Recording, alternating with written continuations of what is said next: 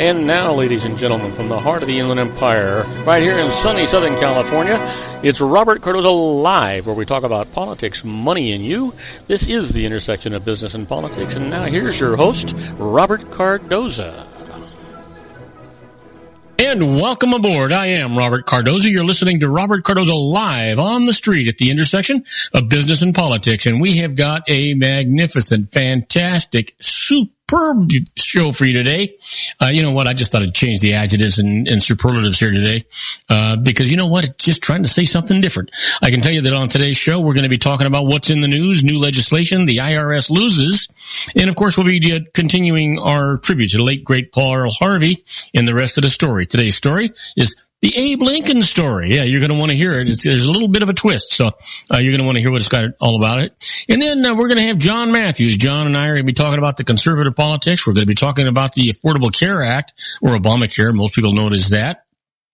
And then after that, we're going to be talking to David Garrett on the law. We got a lot of things that are going to be going on with that as well. So we've got an interesting, exciting show for you.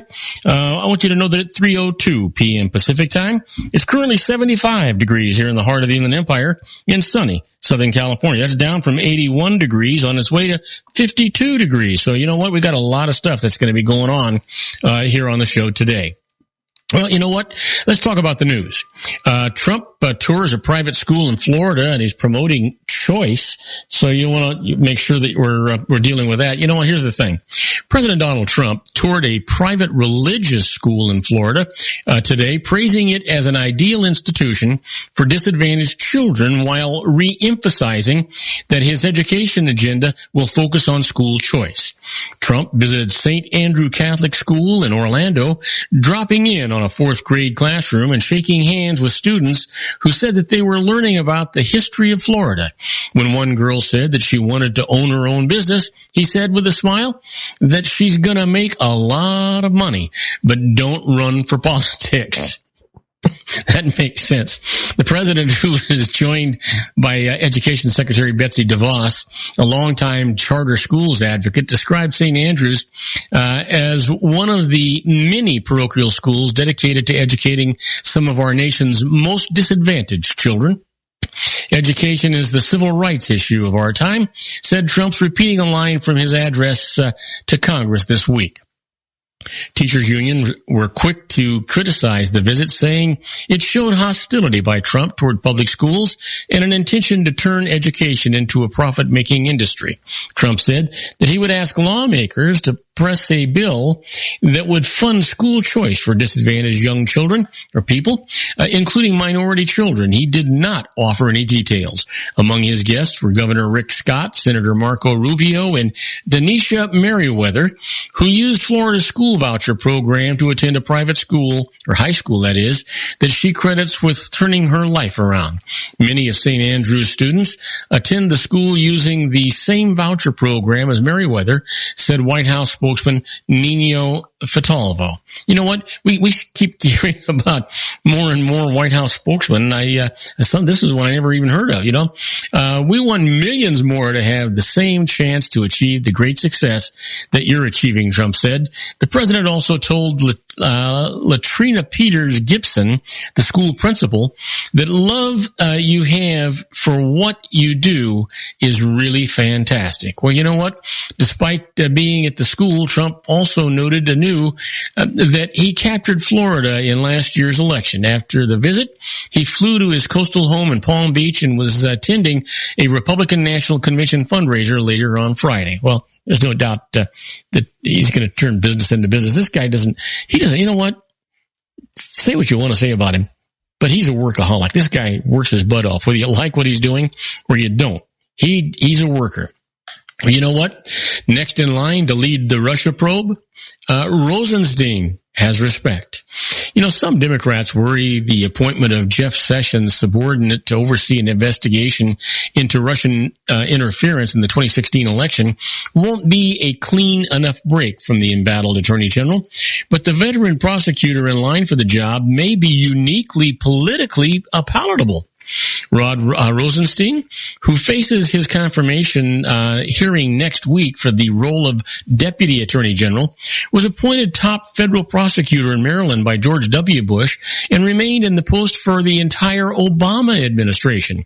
That's staying power, extraordinary for a position that routinely turns over with changes in the White House, lends weight to the reputation that he's cultivated as a political law enforcement official.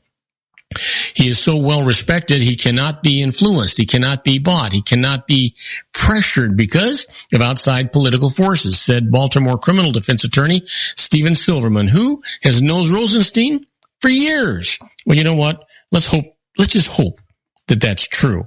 We need to get past some of this stuff, don't you think? Well, you know what? Trump's hitting back, accuses Schumer of Putin ties. Can you believe it? President Donald Trump, Jesus, his administration under siege for contacts with Russian officials is calling for an immediate investigation into Senate majority or minority leader Charles Schumer's own ties to Russian President Vladimir Putin. Trump's evidence? A 14-year-old photo of Schumer and Putin holding coffee and donuts in a New York City gas station. The president on Friday tweeted a photo of the two men calling for a probe into Schumer's ties to Russia and Putin and called the New York senator a total hypocrite. Trump did not say where the photo came from, but Schumer quickly pointed out that it was taken in 2003 when Putin ventured to New York to celebrate the opening of a Russian-owned Lukoil gas station on Manhattan's west side. You know what? This is the stupidest thing I've ever heard of. And not just that Trump is doing this to Schumer. It's both sides doing it to each other. And both of them hold about the same weight. This is a ridiculous thing. How about we just get back to the business of running our government, for Pete's sake, instead of ruining it? That might be a better way to handle this, don't you think? I think so. Well, you know, a man charged with threatening Jewish sinners to frame his ex. Here's the deal. A former journalist fired for fabricating details and stories made at least 8 of the scores of threats against Jewish institutions nationwide, including a bomb threat to New York's Anti-Defamation League, is part of a bizarre campaign to harass and frame his ex-girlfriend, federal officials said just today. Juan Thompson, 31 years old, was arrested in St. Louis and appeared there in federal court today on a cyber stalking charge. He politely answered questions and told the judge that he had enough money to hire a lawyer. A crowd of supporters who attended would say only that Thompson had no criminal record. His lawyer didn't comment. Federal officials have been investigating 122 bomb threats called in to Jewish organizations in 36 states since January the 9th, as well as rash of vandalism at Jewish cemeteries. You know what? Thompson started making his own threats on January the 28th, the criminal complaint said, with an email to the Jewish History Museum in New York City, written from an account that made it appear as if it was being sent by an ex-girlfriend. You know what? This crap has got to stop. That's all I got to say. You know what? We're going to take a short break. When we come back, we're going to talk about Pence fought against releasing records as the Indiana governor. Well, we'll talk about that when we return from these brief messages. Don't go away. If you want to increase your client base and sales, then consider this, the Relationship Building Network at RBN. Given the current economic conditions and challenges, we all need to work smarter, make smarter decisions, invest our hard-earned dollars where it'll yield the best return for our investment. Many business professionals claim that the most effective networking group in Orange County is RBN. No other networking group or organization can offer what RBN offers. Make every year your best year. Join RBN and start reaping the benefits today. You know, nearly 3,000 businesses have joined RBN and experienced those benefits. Why join RBN? It's one group. It's one membership. It's no renewals. It's all through Orange County. RBN is a freestyle networking group. No mandatory attendance, no restrictions, no rules, and no penalties. Call them at 949-830-5776 or go to their website at rbninfo.com. That's 949-830-5776. If you've ever dreamed of having your own business to make your life secure, you know Water's Edge Wineries might be just the ticket. In 2004, their founder, Ken Lineberger, created the first winery franchise in California. It was a new concept with all of the functionality of a traditional winery, but without the vineyards. They purchased high-quality grape must from one of the largest winemaking companies in the world. Then they craft each wine carefully and bottle it right at their location. The winery was built to satisfy consumer demand for wine by the bottle and by the glass, but still kept the element of allowing customers to bottle their own custom vintage. Now, they're opening urban wineries across the United States under the brand Water's Edge Wineries. If you've ever dreamed of owning your own winery, it may be in reach right now through Water's Edge Wineries. Just give them a call at 909-468-9463, extension 700. That's Water's Edge Wineries, 909-468-9463. Have you ever found yourself caught between a rock and a hard place? The law offices of Blomberg, Benson, and Garrett might be just the answer for you. The attorneys of Blomberg, Benson, and Garrett have been serving the Inland Empire since 1989. They're dedicated to the aggressive litigation of civil, criminal, and real estate matters. Over the years, they have recovered tens of millions of dollars for their clients. The firm's practice specializes in litigation of personal injury, accident, slip and fall, real estate, and criminal law cases. The firm provides clients with the care, accuracy, and dedication of experienced attorneys. Blomberg, Benson, and Garrett is located at 10300 4th Street, Suite 150 in Rancho Cucamonga, California. They've been providing the Inland Empire residents with outstanding legal services for over 25 years. They look forward to providing you with aggressive legal representation. Call them at 909-945-5000, where you can talk to a person, not a machine. That's 909-945-5000, the law offices of Blomberg, Benson, and Garrett. And now let's get back to our show where we talk about politics, money, and you.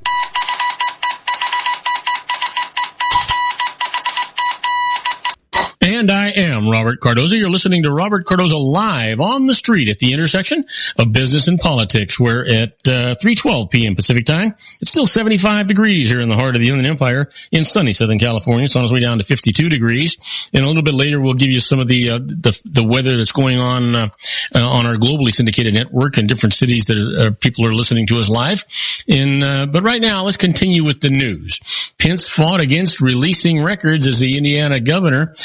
Here's the thing. Vice President Mike Pence repeatedly stonewalled media requests to view public records when he was Indiana's governor, including emails about state business distributed from a private AOL account that was hacked last year.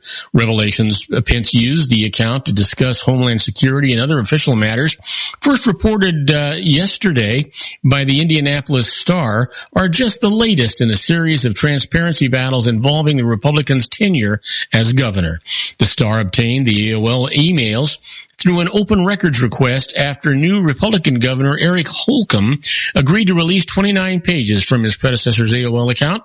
The Associated Press filed a similar records request last July, seeking the emails, and followed up with a complaint against the governor's office in January when there was no response.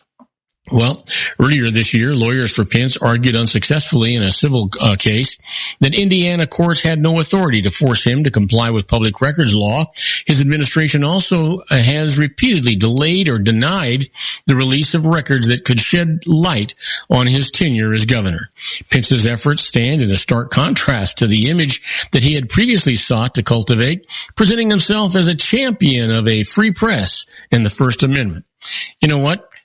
He was bombasting Hillary Clinton for this exact same thing. And now he's the guy that's doing it? This sounds a little awkward, doesn't it? Sure it does. Well, you know what? Lawyers try to delay an all-American Argentine's deportation. Before she was arrested following an immigration protest, Daniela Vargas dreamed of earning her college degree in Mississippi, then becoming a math professor and soccer mom, driving 3 kids around in an SUV. Now, the 22-year-old friends described as all-American girl may be deported without a hearing to Argentina, a country that she hasn't seen since she was, get this, 7 years old, when her parents fled a collapsing economy and violated a visa waiver program to find work in the United States.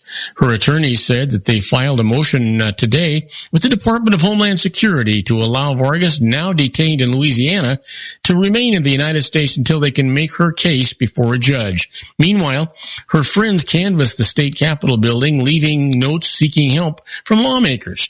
For now, Vargas is being processed as a visa waiver overstay, which could deny her a hearing and put her on a plane to South America. She said that she was in a cell with other girls. She hasn't even taken a shower yet because she's scared to. Her friend Jordan Sanders said that she has no clue what's going on. Well, you know what? I'm not sure how I feel about this. 7 years old. Yeah, I think I do know how I feel about this. I think it's wrong. However you got here at 7 years old, you didn't know what the heck the circumstances were. I think we need, if nothing else, to have some compassion and let her attorney make a case. Well, thousands flee Iraq's Mosul overnight as fighting rages on. Thousands of civilians fled Mosul overnight as Iraqi forces advanced north of sprawling military base near the city's airport today. Iraqi special forces pushed into the Wadi Hajar district in western Mosul and retook the area from the Islamic State group today, according to Brigadier General Yanya Rasul, spokesman of the Joint Military Operations. Special Forces Brigadier General Haider al-Obeidi said that the clearing operations were ongoing in an area and his forces were close to linking up with the militarized federal police forces who were pushing up along the western bank of the Tigris River. Iraqi forces, including Special Operations Forces and federal police units, launched an attack on the western part of Mosul near 2 weeks ago to dislodge the IS. Since the offensive began, more than 28,000 people have been displaced by the fighting, according to the United Nations. Wow. Can you imagine? And the fight goes on. The ridiculousness goes on. The hurt goes on. The inhuman activity goes on. Well, Silicon Valley High School makes $24 million from the Snap IPO. Boy, I'll tell you, bake sales and car washes, not for one Silicon Valley parochial high school. Whoops, what happened here? There we go.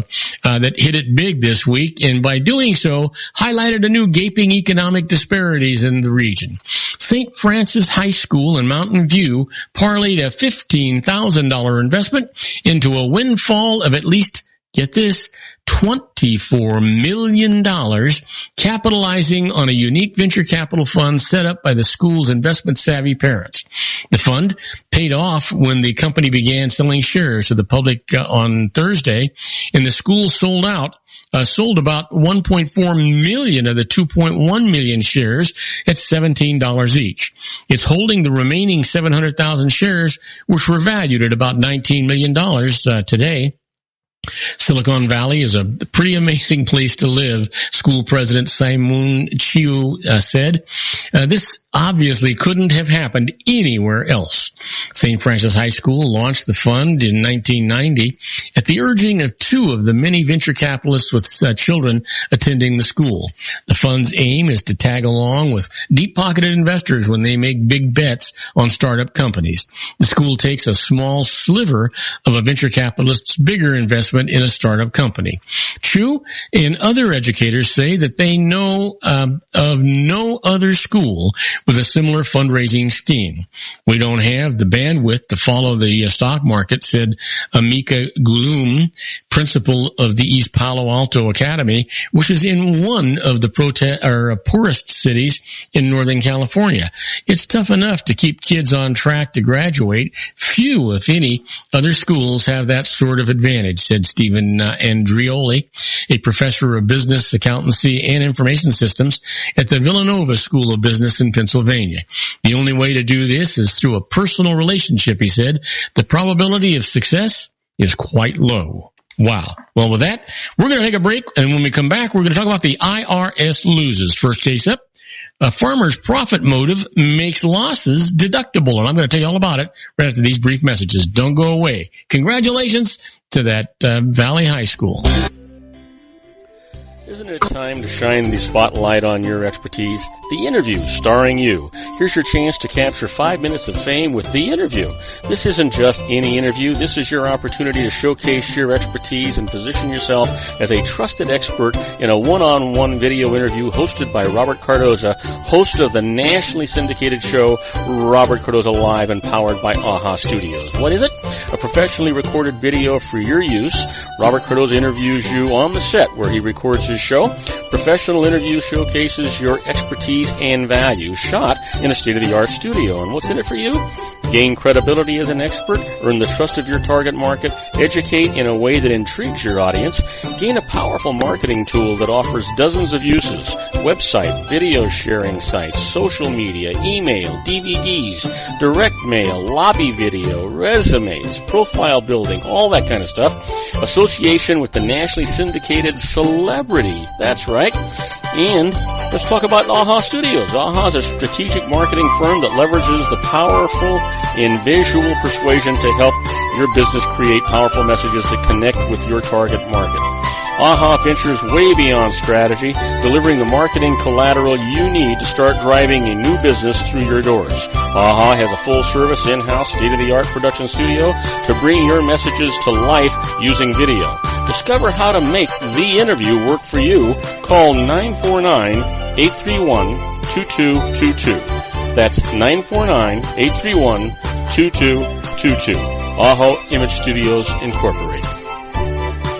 Dr. Stephen Tidwell, Gentle Family Dentistry and a caring, personalized environment. Here at Dr. Tidwell's office, we are dedicated to helping you keep your teeth healthy. We are a state-of-the-art dental practice that still believes in traditional values, such as excellent customer service and individual attention. We have a special welcoming offer for you for just $39, a complete exam, personal consultation, professional cleaning, and all necessary x-rays. That's a $266 value for $39. Dr. Tidwell has 2 convenient locations and experienced staff to provide you with professional care and personal attention that you deserve. Call today. Don't delay. A great smile another day. Call 909-944-7308. That's 909-944-7308 for Rancho Cucamonga or San Bernardino. Joel Saltzman is Dr. Wireless. He has turned his considerable expertise into consumer credit risk and wireless security into a highly specialized independent web-based consulting enterprise targeting consumer credit risk analysis and wireless transactional security and monitoring. He works as a wireless analyst, veteran independent agent, and consumer liaison for most wireless telecom carriers and equipment manufacturers. For more than 20 years, corporate and private clients and media audiences have counted on his unvarnished advice while weighing the technology, performance, and cost differences between Sprint, Nextel, AT&T, Verizon, and T-Mobile. Joel specializes in setting up mobile wireless hotspots to be used for disaster preparedness, business continuity, and mobile wireless merchant processing solutions. Call Dr. Wireless at 310-400-4900 or go to his webpage at drwireless.com. Again, call 310-400-4900 or his webpage at drwireless.com. You'll be glad you did. And now, back to our show.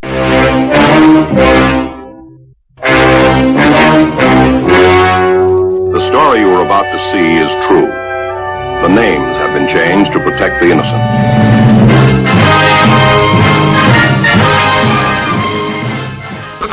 And I am Robert Cardoza. You're listening to Robert Cardoza Live on the Street at the intersection of business and politics. We're at 3:24 p.m. Pacific time. It's currently 78 degrees here in the heart of the Inland Empire in sunny Southern California. Now it's on its way down to 44 degrees. The weather thing keeps changing.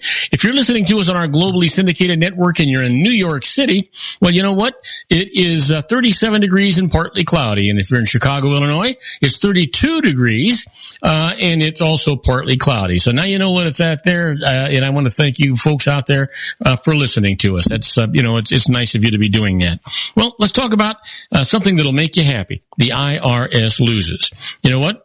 A farmer's profit motive makes his losses deductible. Sounds normal, right? But listen to this. Benny Mullins was a successful business owner who grew up on a farm and wanted to return to owning one. He bought a cattle farm and after semi-retiring, lived and worked on it. The farm incurred steady losses. The IRS said that these losses showed it was not being run for profit, but to shelter income that Mullins had still received from his business and disallowed his loss deductions. Well, Mullins went to court. This is what the judge said. Mullins worked 50 hours a week on the farm, moved to a primitive home location on it to be there to work, consulted with experts, and repeatedly changed farming strategies to improve profitability. All this indicated that he did have a profit motive, so his losses were absolutely deductible. Shame on the IRS. They just keep trying to do this stuff, right? Here's one for you. The IRS loses. President in name only is not liable for companies' unpaid taxes. Here's the deal. Ellen Marino was the president of a lending company founded by her son, but the business was run by her live-in companion who was ineligible under state law to be an officer of the company because of his past credit problems. Any tasks that Ellen performed for the company, she did under his direction. Then the company fell behind on its payroll taxes. The IRS contacted her and she informed her companion. Eventually, the IRS assessed $76,000 in personal liability against her for the unpaid taxes. So she went to court. This is what the judge said. Marino had no real authority over the company's finances, so she's not responsible nor liable for those taxes. You know, the IRS knew that. They just thought they'd get away with it. Somebody just roll over, right? How about this? The IRS loses. They can't seize winnings. One player wins for another. Well, get this. Robert Whitlatch devised a system for winning video lottery jackpots that it required playing the same machine for many, many hours. So he hired Paul Kovacs to play a machine for him and gave Kovacs all the funds to be wagered. When Kovacs hit a jackpot, Whitlatch claimed it. But both the casino and IRS said that it was payable to Kovacs, the actual player. The IRS then tried to take the entire jackpot to settle Kovacs' back tax debts. Well, he went to court. This is what the judge said. Neither the state gaming law nor the casino's published rules barred one person from playing for another. So the winnings are Whitlatch's, who also collects interest from the IRS for his delay in collecting them, and the attorney fees are reimbursed to him as well. Well, you know what? Don't you just love it when a plan comes together? You ever want to be a fly on the wall when the IRS is doing stuff? You hear me talk about this every day. That's kind of where we're at with this segment we call Inside the IRS, very much like the Twilight Zone.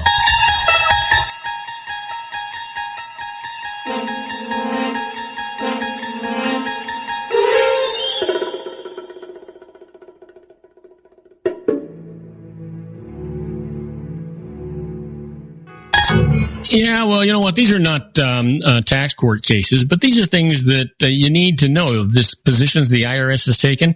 You know, information is the most valuable commodity you have, and so if you know what they're doing or the positions they're taking, it's going to help you when making some decisions. Right up the top here, what do you do if the IRS sends you a check to which you're not entitled? Cash it? I don't think so. You know, based on the most recent study conducted by the Treasury Inspector General for Tax Administration, we call that TICTA, the IRS issues millions of dollars of incorrect refunds checks every single year. Now, many times, the IRS is going to credit one person's account with someone else's money or issue a duplicate refund to the same person. Do not keep the money if the IRS mistakenly sends you a check or electronically sends money to your account. Eventually, the IRS is going to realize that it has made an error and ask for that money back with interest. Your best approach?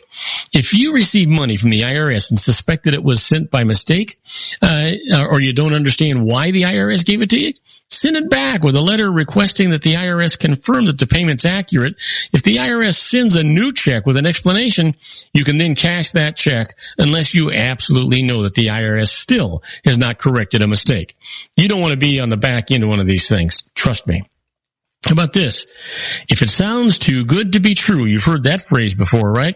Well, you know what? Promoters of tax schemes continue to make compelling arguments to gullible individuals that income that they earn is not subject to U.S. income tax based on Internal Revenue Code Section 861. Well, under the promoter's theory of this section of the code, U.S. citizens are subject to income tax only from foreign-based activities. Now, this position has been shown to be without merit, false, and a misapplication of the law and the regulations. We all remember fallen star actor Wesley Snipes. He's been indicted and convicted of tax evasion because he submitted amended tax returns claiming refunds of millions of dollars based on the Section 861 argument. The indictment also alleges that Snipes did not listen to his tax advisor, who advised against participating in the scheme. Snipes, who was arrested on December 11th, 2006, pleaded not guilty, was released on $1 million bond, and returned to Namibia, where he was filming a movie. When he got back from Namibia, he went to court. He was found guilty and served time in one of those federal resorts. Don't make that mistake. If it sounds too good to be true, you know what? It's probably because it is too good to be true. Now, we're going to take a short break, and when we come back, we'll be talking to Jon Matthews in the Conservative Syndicate. So don't go away. We'll be right back after these brief messages. If you want to increase your client base and sales, then consider this, the Relationship Building Network at RBN. Given the current economic conditions and challenges, we all need to work smarter, make smarter decisions, invest our hard-earned dollars where it'll yield the best return for our investment. Many business professionals claim that the most effective networking group in Orange County is RBN. No other networking group or organization can offer what RBN offers. Make every year your best year. Join RBN and start reaping the benefits today. You know, nearly 3,000 businesses have joined RBN and experienced those benefits. Why join RBN? It's one group. It's one membership. It's no renewals. It's all through Orange County. RBN is a freestyle networking group. No mandatory attendance, no restrictions, no rules, and no penalties. Call them at 949-830-5776 or go to their website at rbninfo.com. That's 949-830-5776. If you've ever dreamed of having your own business to make your life secure, you know Water's Edge Wineries might be just the ticket. In 2004, their founder, Ken Lineberger, created the first winery franchise in California. It was a new concept with all of the functionality of a traditional winery, but without the vineyards. They purchased high-quality grape must from one of the largest winemaking companies in the world. Then they craft each wine carefully and bottle it right at their location. The winery was built to satisfy consumer demand for wine by the bottle and by the glass, but still kept the element of allowing customers to bottle their own custom vintage. Now, they're opening urban wineries across the United States under the brand Water's Edge Wineries. If you've ever dreamed of owning your own winery, it may be in reach right now through Water's Edge Wineries. Just give them a call at 909-468-9463, extension 700. That's Water's Edge Wineries, 909-468-9463. Have you ever found yourself caught between a rock and a hard place? The law offices of Blomberg, Benson, and Garrett might be just the answer for you. The attorneys of Blomberg, Benson, and Garrett have been serving the Inland Empire since 1989. They're dedicated to the aggressive litigation of civil, criminal, and real estate matters. Over the years, they have recovered tens of millions of dollars for their clients. The firm's practice specializes in litigation of personal injury, accident, slip and fall, real estate, and criminal law cases. The firm provides clients with the care, accuracy, and dedication of experienced attorneys. Blomberg, Benson, and Garrett is located at 10300 4th Street, Suite 150 in Rancho Cucamonga, California. They've been providing the Inland Empire residents with outstanding legal services for over 25 years. They look forward to providing you with aggressive legal representation. Call them at 909-945-5000, where you can talk to a person, not a machine. That's 909-945-5000, the law offices of Blomberg, Benson, and Garrett. And now let's get back to our show where we talk about politics, money, and you.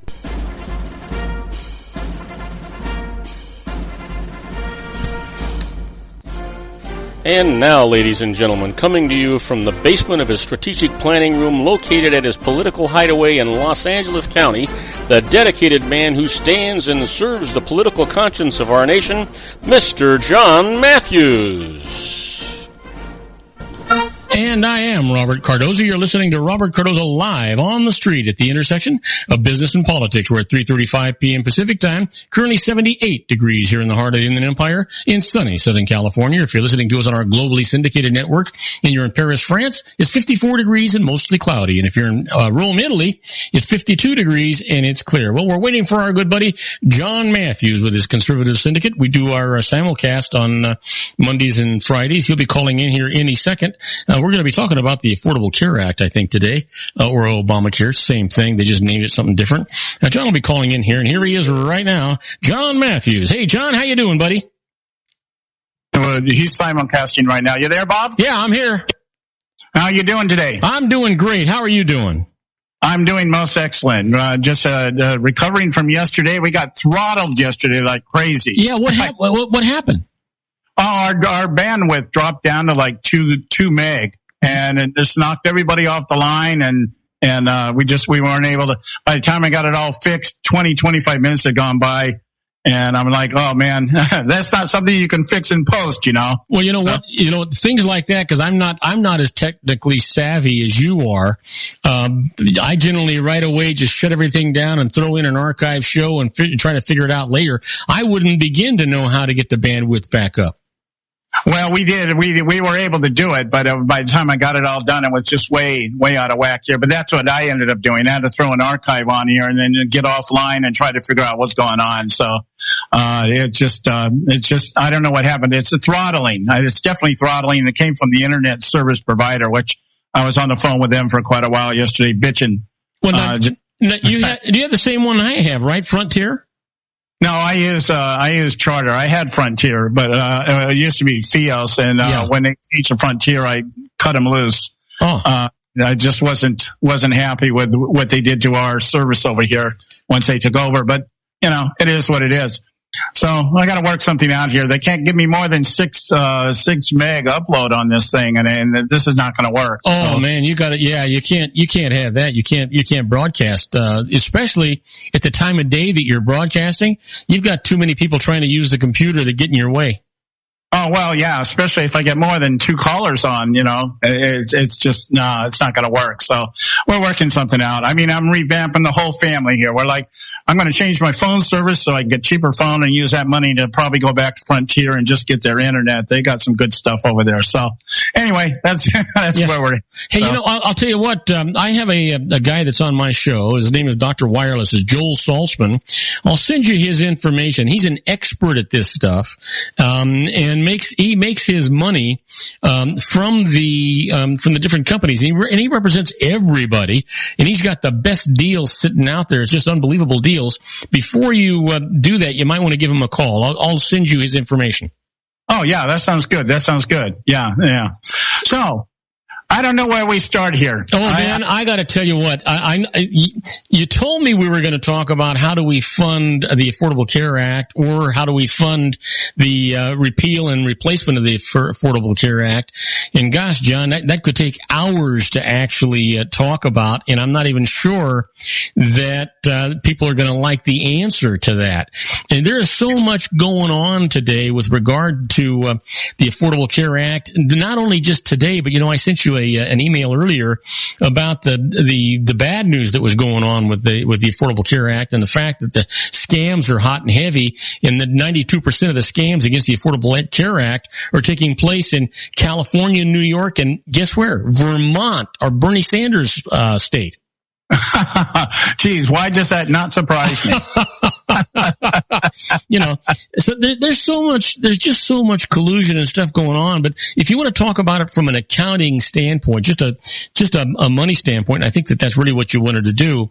It's very, very intricate when you start thinking about Social Security, Medicare, and Medicaid. Now, Medicaid is the state arm of the almost indigent insurance system or care system, and each state sets up their own. But the state generally only pays half the bill, and the federal government pays the other half of that bill for each state. But the part that the feds take, they're taking that right out of your paycheck, and it's part of the Medicare program that's going to pay for that Medicaid that they supply the states with. Now, you and I both agree that the states need to be in control of the insurance. The problem is there has to be a mandate. If there isn't, no program is going to be fiscally responsible. And what I've read so far, when they talk about the vouchers, they're not going to work simply because they're not going to be enough to get any kind of decent coverage for anybody, because they're going to make exceptions for young, healthy people as opposed to the old people that actually use it. So the young people aren't going to get they're not going to get enough to get a good comprehensive policy, unless they get hit by a car or something.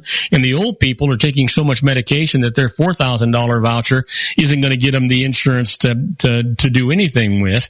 And so that's not going to work. And what has to happen is they have to spread that out almost and make it mandatory, even though it's done by the state, so that they can level the playing field. They need to get rid of the restriction of competition between states and insurance companies. I mean, it's ridiculous.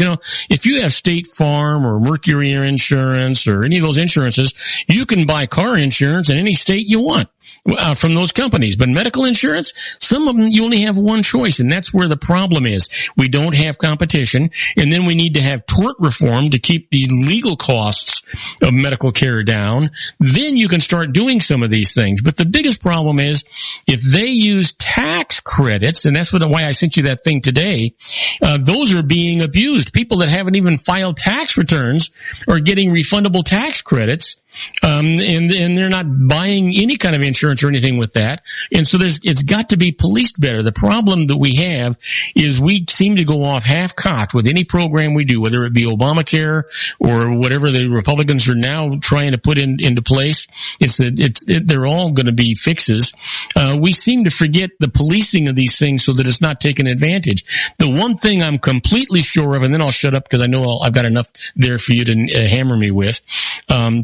The one thing that I'm completely positive of is if you don't make it mandatory, people are not going to do it. You're going to make it their choice, and they're going to continue to use the emergency rooms free of charge, not pay that bill. You and I will be paying that bill, and all this extra money, the vouchers and the block payments and those things will be going to them, and they're going to be using it for booze and drugs and God only knows what. Okay, that's it in a nutshell. I could go on for hours and hours with this. Well, I have to say right off the top here, I agree with you 100%. That's no fun. Well, but it goes beyond that. Okay. Putting this into the big picture. Okay. First of all, we have to understand Medicaid is the model that the Democrats want to use to eventually bring us into single payer system. Yeah. And this is what Bernie Sanders touted during his campaign. Medicaid is the answer. Okay. Now that does require that people pay into this system. Now, but again, when you start talking about the poverty level and everything else, these people are not going to be required to pay anything. So it still has to be subsidized. Now, you take that and you put that in the concept of the state exchanges. Look at Medicaid as the state exchanges. Mm-hmm. And now you're sitting there and you say, okay, now what do we have to do? We have to pay for that. We're still going to have to subsidize that. And the Republicans' answer in the replace is what? Block grants. We're going to give block grants to the states to be able to manage this. All right. So I don't know how much more that is than the 50% that they contribute towards the Medicaid. If it's more, if it's less, I'm not really sure. But here's the bigger problem. At the same time, you're giving tax credits.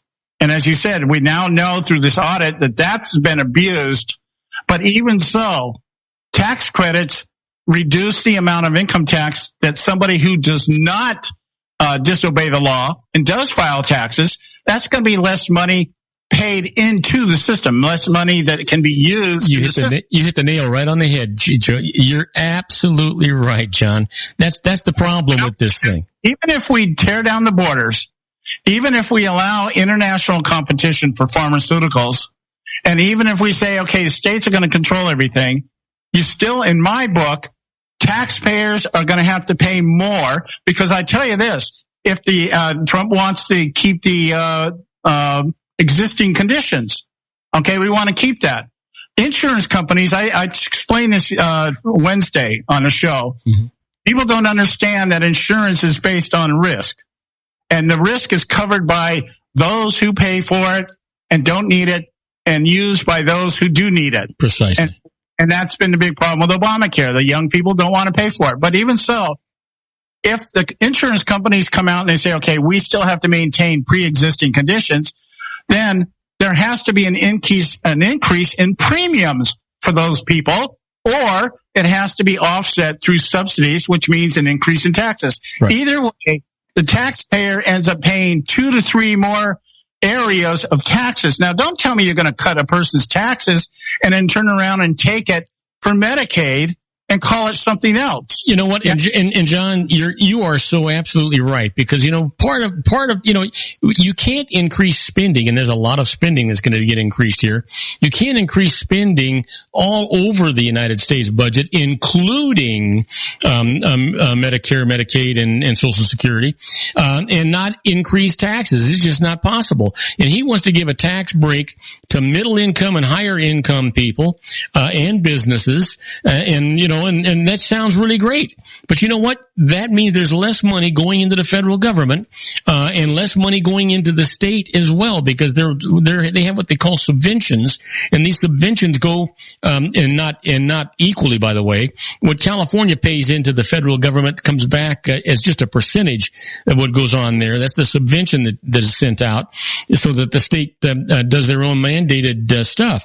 The truth is, you've got to be praying that the economy goes through the ceiling, which is not likely unless you get somewhere around, gosh, if we could only get 3.5% inflation, 3.5% growth, that would be phenomenal. You have to maintain that to have a healthy economy and try and get your deficit down. But if you want to do it the way they're talking about doing it now, you got to have 5.5%. That's just, man, I just don't see that happening.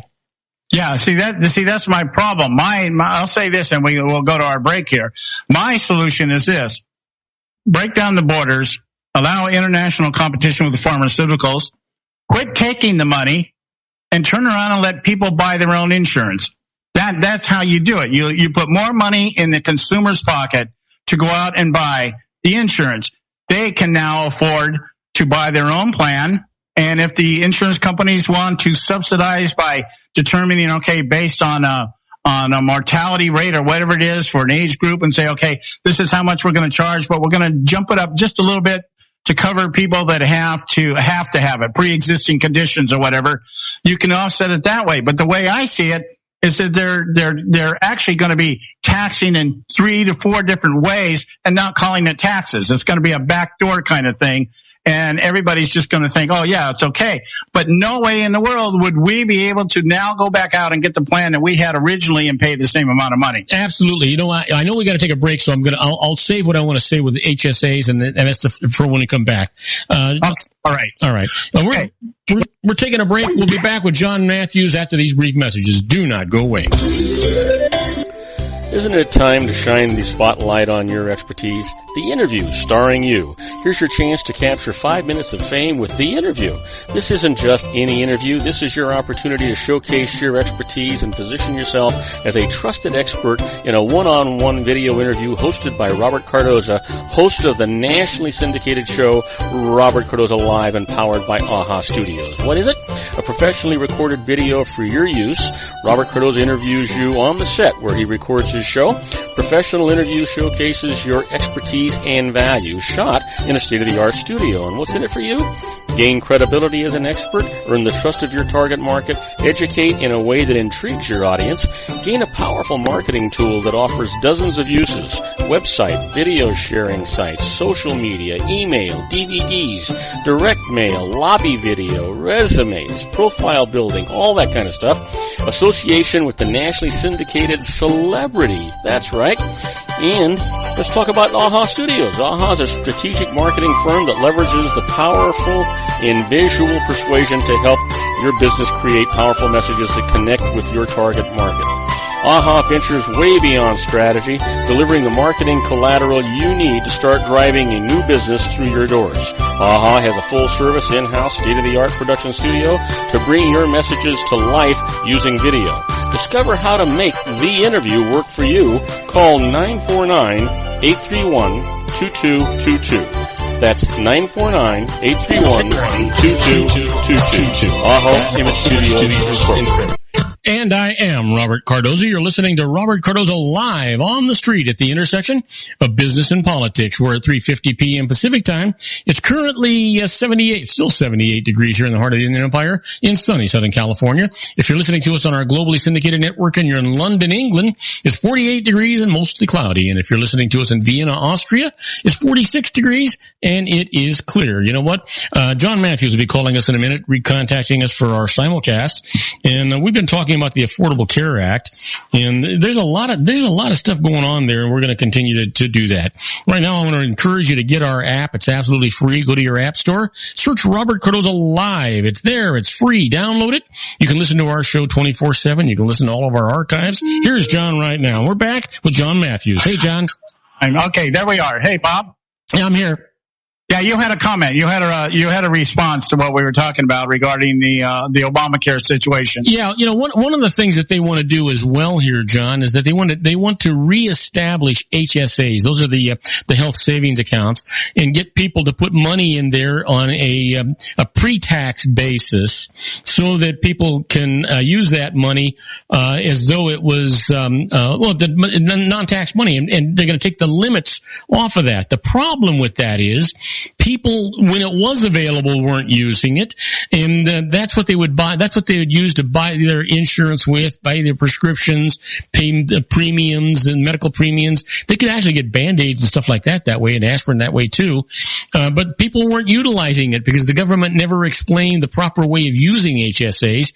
And if they make that voluntary, people are never going to do it. And the problem that comes down to is, with the economy we have, whether you want to, if you believe the liberals that say that the economy is doing terrific, that's one thing. If you believe the Republicans that believe that, and it's true that we're struggling still, most people, and you can see that happening. And if you believe either side of these things, what's going to happen is people are still living paycheck to paycheck. And if they've got a choice of whether to put money into a health savings account to pay for insurance premiums, or to put that money to put groceries in the refrigerator, they're going to put the groceries in the refrigerator.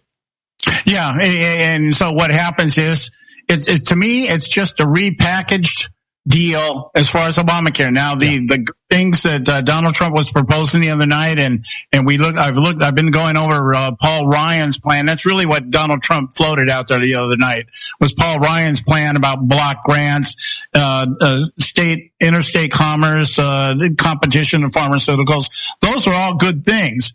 The only thing that they keep screwing up is thinking that the government can operate this. Yeah. And it's just because of the fact, I mean, how many times does the government have to screw something up before people realize they don't know how to do anything? John, we got a government where the leaders that we actually elect to represent us, protect us, and keep us secure, we can't even get them to talk to each other, for God's sakes.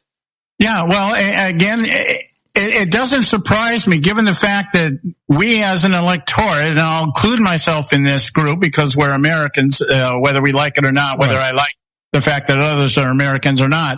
The fact is that we keep putting these people in office, and then so we come right back to the same narrative, is that unless something changes in that aspect, we're just going to, everything is just going to be repackaged. And what's going to happen is you're going to see Trump try and do what he can do, and then he's going to finally just wear down, and he'll turn out just like the rest of them. But this whole idea that it's the government's responsibility. See, this is where my big beef is, that everybody has come to believe the narrative that something like healthcare is a right. It's not a right. You know, you have the right to life, liberty, and pursuit of happiness, but you don't have the right to somebody else making sure that you have your rights and fulfilled. It's not entitlement. That's what's happened. gone from opportunity to entitlement. You're entitled. That's what they should be saying. Everybody's entitled to health care. No, we're not, because health care is a private enterprise. And therefore, and it should be kept a private enterprise, because that's what we are. We're an economy that runs on private enterprise. The idea that the government injects itself, and the idea of saying, okay, well, instead of calling it Medicaid, we'll call it block grants. Instead of calling it, John, you're right. It's a matter of semantics. They really do believe if they change the name, that it's going to be something else. I mean, the truth is, if it looks, walks, and talks like a duck, it's probably a duck, right? Yeah. So, you look at it and you just say that's what, as a conservative, one thing I've trained my mind on is listen to what's being said and to discern what you really mean. And I call it liberal doublespeak. When you hear things about, well, everybody should have health insurance. Well, maybe everybody should. Okay. Yeah. But that doesn't mean that everybody else should be responsible for it. But would you agree with this premise? First of all, I know that you and I agree that this should be a state issue and not a federal issue. But would you? I think the government under the Constitution, the state commerce, they have the ability to lower the borders. That's the only involvement by the federal government that's constitutional. They can take the borders down and say, we're going to allow interstate commerce. Okay. But John, would you agree that this is a moot point if they would get rid of the barriers of competition for insurance companies and do some tort reform so that physicians don't have to pay $250,000 a year for malpractice insurance, and lower the ceilings on these wrongful lawsuits? Because this is all making attorneys rich, and it's keeping the general public from being able to afford quality health care. If they did that, wouldn't you agree that the cost of health care would actually come down? Oh, sure. And but like I said, once you remove the borders and you allow international competition, pharmaceuticals, the free market takes over. We know how the free market works. Yes. Now everything is in the hands of the state. Everybody has to register with a state insurance commissioner. We run the show through there. You want to do something with surcharges and funding the poor and doing all this stuff, you put it on the ballot and you let the respective citizens decide one way or the other. Yeah. But the idea that the government mandating this stuff sucks, and it's not going to work. Never going to work. Never has, never will. Yeah, so remind me about a free country again. The freedoms. Remind me again what a free country is. Free country is. Freedom isn't free. That's the difference. Okay, we're out of time, Bob. Hey, I gotta let you go here. You got about 30 seconds. Plug your show. Okay, listen, I'm on every Monday through Friday from 3 p.m. to 5 p.m. Robert Cardoza Live. Get my app. Search your app store. Search for Robert Cardoza Live. It's right there. It's absolutely free, and you'll be able to listen to me 24/7 in all of my archives. Hey, John, terrific show. I look forward to talking to you on Monday. All right, we'll talk to you later, my friend. All righty. And when we come back, we'll be talking to David Garrett on the law. Don't go away. If you want to increase your client base and sales, then consider this, the Relationship Building Network at RBN. Given the current economic conditions and challenges, we all need to work smarter, make smarter decisions, invest our hard-earned dollars where it'll yield the best return for our investment. Many business professionals claim that the most effective networking group in Orange County is RBN. No other networking group or organization can offer what RBN offers. Make every year your best year. Join RBN and start reaping the benefits today. Nearly 3,000 businesses have joined RBN and experienced those benefits. Why join RBN? It's one group. It's one membership. It's no renewals. It's all through Orange County. RBN is a freestyle networking group. No mandatory attendance, no restrictions, no rules, and no penalties. Call them at 949-830-5776 or go to their website at rbninfo.com. That's 949-830-5776. If you've ever dreamed of having your own business to make your life secure, Water's Edge Wineries might be just the ticket. In 2004, their founder, Ken Leinberger, created the first winery franchise in California. It was a new concept with all of the functionality of a traditional winery, but without the vineyards. They purchased high-quality grape must from one of the largest winemaking companies in the world. Then they craft each wine carefully and bottle it right at their location. The winery was built to satisfy consumer demand for wine by the bottle and by the glass, but still kept the element of allowing customers to bottle their own custom vintage. Now, they're opening urban wineries across the United States under the brand Water's Edge Wineries. If you've ever dreamed of owning your own winery, it may be in reach right now through Water's Edge Wineries. Just give them a call at 909-468-9463, extension 700. That's Water's Edge Wineries, 909-468-9463. Have you ever found yourself caught between a rock and a hard place? The law offices of Blomberg, Benson, and Garrett might be just the answer for you. The attorneys of Blomberg, Benson, and Garrett have been serving the Inland Empire since 1989. They're dedicated to the aggressive litigation of civil, criminal, and real estate matters. Over the years, they have recovered tens of millions of dollars for their clients. The firm's practice specializes in litigation of personal injury, accident, slip and fall, real estate, and criminal law cases. The firm provides clients with the care, accuracy, and dedication of experienced attorneys. Blomberg, Benson, and Garrett is located at 10300 4th Street, Suite 150 in Rancho Cucamonga, California. They've been providing the Inland Empire residents with outstanding legal services for over 25 years. They look forward to providing you with aggressive legal representation. Call them at 909-945-5000, where you can talk to a person, not a machine.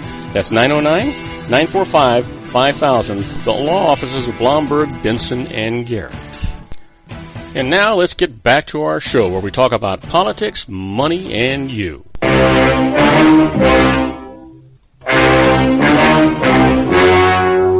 story you are about to see is true. The names have been changed to protect the innocent. And now, ladies and gentlemen, coming to you from the bowels of the Hall of Justice, our own legal guru, David Garrett, attorney at law. And I am Robert Cardoza. You're listening to Robert Cardoza live on the street at the intersection of business and politics. We're at 4:01 p.m. Pacific time. Currently 78 degrees here in the heart of the Inland Empire in sunny Southern California. Well, that's down from 85 degrees, and it's on its way down to 49 degrees. If you're listening to us on our globally syndicated network and you're in Madrid, Spain, it's 41 degrees and partly cloudy. And if you're in Tokyo, Japan, well, it's 46 degrees and partly cloudy. I want to thank you folks for listening to our show. But right now, we've got our own David Garrett on the law. Hey, David, you sitting out there? Yeah, how you doing, Bob? I'm doing great. You know, I'm sorry for the foul up when you tried to call in earlier. I ran over on the last block and I couldn't get a free line open, so I apologize to you. Oh, not at all. So listen, there's a lot going on in the world today. What do you think is going to go on with Sessions? I mean, is this just a lot of BS? Don't we have more important things to deal with in this world than all the politics that are going on between Republicans and Democrats and independents? Oh, you'd think so. You know, they really can't make Sessions do anything other than what he's already done, I'm guessing. Yeah. I don't quite understand the whole thing. Basically, what they're saying is that sometime before the election took place, he communicated with the Russian diplomat. Is that kind of what the idea is? Well, yeah, but isn't that what senators do? I mean, in fact, the way I understand it, he was at a function. It was a public function, and there were all kinds of senators there, and there were all kinds of diplomats there, and they go there for the opportunity of maybe getting the ear of a senator. And you know, it could have been just so much as, hi, I'm Vladistok Bull be a pucky guy, and I'm glad to meet you, Senator Sessions, and I hope that one day we can do something progressive for each of our countries. It may have just been something as simple as that. Nobody has got, they're just going off the deep end here. Yeah, I'm really at a loss on this one, to be honest with you. I am just getting so fed up, for the lack of a better term, just fed up with politics. And we've got a group of people, 535 people up in Congress. We have a full executive branch of government that we can't seem to get people approved for. We've got a judicial side that we're short one guy. Why don't we have more important things to do? Get our government running again? Don't they have more important things to talk about? You would think so. On this whole Russian thing, let me kind of throw a thought back at you and just see what your comments are on this. The way I kind of understand the gist of all this is that people are thinking the Russians influenced our election by, last I heard, hacking the DNC computers and distributing some email. Is that kind of the gist of it? Or yeah, you know what? And that they're the ones that got the information against Hillary to make her look bad, so that people thought twice about it and went to the polls. But the truth is, what they released was not false information. It was true. The emails were true. And my guess is that, it wasn't that they didn't try to hack into the RNC. They just weren't able to get in. And it was a fluke that got them into the DNC. And so it wasn't an untruth that cost her the election. It was the truth that cost her the election, because the Russians and nobody else had the ability to go in and alter the voting machines. Each voting district, each voting area had a whole different system. There is no way to hack that system. That, the election is exactly what it is. Donald Trump's upset because he didn't get the majority of the popular vote, but he's the president. There's no question about it. And Hillary Clinton's upset because she didn't beat the pompous son of a gun. And, but she's just as pompous and she's just as bad. Matter of fact, worse, I think, that's out there. I worry now. I'm worried about the direction it's going in, David, because let's just say, just say it, it shouldn't happen, but let's just say that Trump got fed up and just resigned. Forget about impeachment. He just resigned. The next guy in there is Pence. Pence, I don't think I would never vote for Pence. I did vote for Trump, but I would never vote for Pence if it weren't for Trump. And here's the other thing. If they find out, and now he's supposedly guilty of having a private email system, they're starting this controversy with him.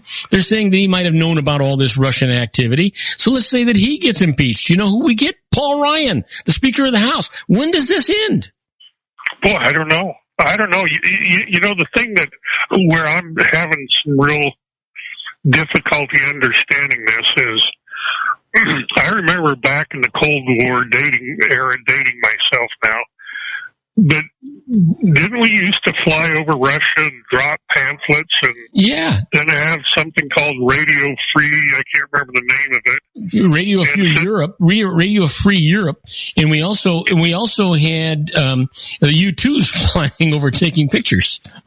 Yeah, and we're sitting there directing all this.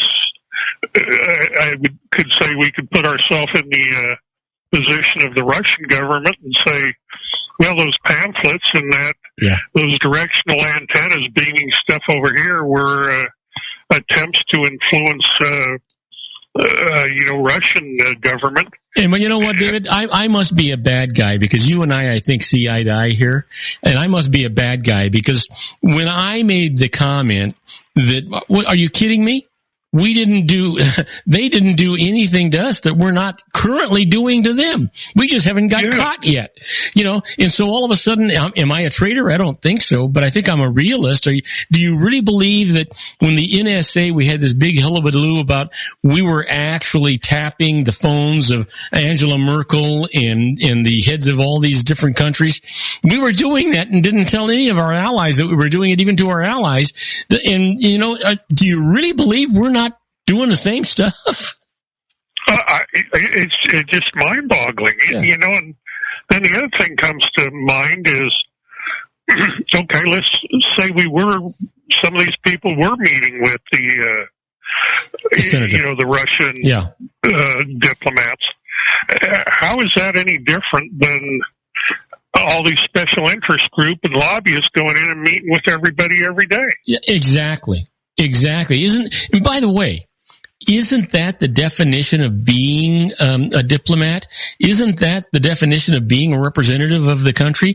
That you go in and you try and gain advantage for your own country. You try to build some kind of a relationship. Isn't that what you're supposed to do? You'd think. I mean, that I don't know. I guess I just listen to this stuff, and after a while, I've just kind of started tuning it out because it just seems like so much nonsense. I just really don't quite understand the whole thing. Well, you know what I hate? I hate this childish, infantile nitpicking that's going on. You know, we have these guys wasting, you know, if you think about this, every member of Congress, including the Senate, makes upwards of $250,000 a year when you start thinking about their per diems and everything else. They get $172,800, $178,200 a year as salary, plus they get per diems, plus they get staff, plus they get travel costs, plus they get these junket, they get paid extra for the junkets. They're scheduled to work 110 days for Pete's sake this year, and make that kind of money. And they're wasting their time on this BS. They're not doing the things that are necessary. Yeah, I don't understand why it's happening, to be honest with you. I really, I mean, I can't see from how anybody's benefiting out of this mess. Exactly. You know, right now the Democrats and the Republicans are fighting over control of the country. You know what? It doesn't really make any difference because regardless of who's in control, there's nobody in control. You know, we've got a Republican administration. We've got a Republican controlled Congress. We've got a leaning Republican judicial arm of the government, and we still can't get a doggone thing done. No, but we can talk about who visited with who for a while. Yeah. Probably been doing that for a year. I mean, this is just god-awful ridiculous. Let's have an investigation. Let's spend millions of dollars at the same time that we've got homeless and we've got people that are starving to death in our country. We've got kids that can't get an education. We've got, you know, we got all these problems going on. We've got an infrastructure that's falling apart. We've got people without insurance, because even with Obamacare, these people are electing not to get it because they can't afford it. They either have to pay for some subsidized insurance, or they got to pay for food in the refrigerator. What the heck do you think they're going to choose? Oh yeah, you bet. You know. So this is this is crazy stuff. I got into a discussion here. I regretted it fully after I did it. But I get into a lot of those, David.